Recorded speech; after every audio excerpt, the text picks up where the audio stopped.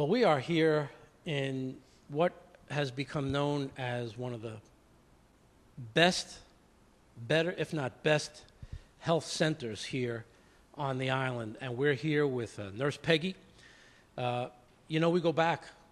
We go way back. We go way back. I remember, Peggy, coming into your living room and bringing either Kenya or bringing somebody from the island into your living room, and then we proceeded where after the living room? After my house, we went under my house for about 2 years, and then we started building the clinic here, and I thought, we'd have the clinic built in about 6 months, so we had room at Calvary Chapel, which is Sunrise Missionary Inn, and thought we were going to be there for 6 months, but it ended up being 2 years. I tell people that's like inviting your mother-in-law for a weekend and she stays for a year. It was a great arrangement. They gave us the 4 rooms, and then we moved in downstairs. We've been busy for the last 5 years just securing revenue to get that steady, and also continuing to build this up here. And this got dedicated, our birthing center and our pediatric inpatient center got dedicated last Thursday.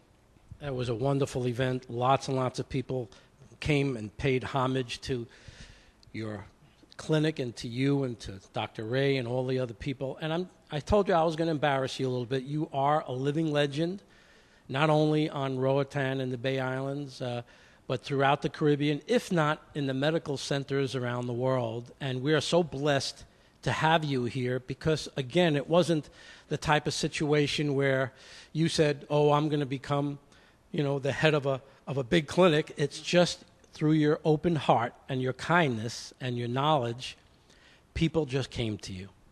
Thanks, Bruce. And I appreciate the accolades, and I am only one part, tiny part, and I think my biggest contribution is to facilitate other people, and I hope that the clinic is a depository for those that want to donate, a safe place to donate and a good place to donate. And we take, I can take a Lempira and stretch it into 100 or 500 Lempiras because I just work very hard at making sure that I'm responsible for people's money and what. Are you okay? Yeah. And for, I just feel a great responsibility there that I have to treat your money the best way that I can. No one attracts more volunteers and groups from all across the world than you do here. It's just an amazing thing that you have and the connection that you have with so many different medical groups from around the world. I really think because of the doctors that we have here and what we do here really attracts them. And it's a great experience. We have over 200 volunteers every year, and people come back and they tell other people, but it's all totally done word of mouth. Again, it's not what I do, it's what the doctors do. My mission here is not as much to the people to Roatan as it is to the people that come down and serve those people. If I can serve them and make their experience great, then that 10 times, 100 times what I could do. So I try to make sure that it's a great experience for all the volunteers. I thank everyone in the community because they all appreciate having the volunteers. They give them discounted meals and give them discounts on the various attractions that they go to do. But every bit as much as a resort, I think we help the island's economy with the volunteers that come down and spend money. They all have to have a place to stay. They all have to eat, and they love to do the activities that are on the island. They spend extra time. They tell their friends. They bring their families down. So it's a great opportunity for the island and for the people that come down. And I've met so many of them, more in the early days than recently, and they are always the nicest people. We get top billing on volunteers. I tell people all the time, pinch me. Dr. Alvaro, our volunteer dentist from Guatemala, was 18 years education director for Colgate-Palmolive. Dr. Patrick, who's been down for he's been coming down about 8 years now, I think. He comes down 6 to 8 months out of the year. He is a fellow in pediatric emergency medicine at Maricopa Medical Center. I mean, these are just really top-class people that come down and volunteer their time. Along with that, we have a lot of medical students that come down, that come back and do their residencies, a month of their residencies here, and they're now coming back as doctors. So we're really excited about how this is what I'm hoping will sustain the clinic in the future, that these doctors will assume the responsibility of helping to keep this clinic alive and going. And you have dentists here. I mean, let's do this. Lead me through 3 stages of the clinic. The first stage being what you've had in the last few years on the first floor, what you have now on the second floor, and are there any other plans?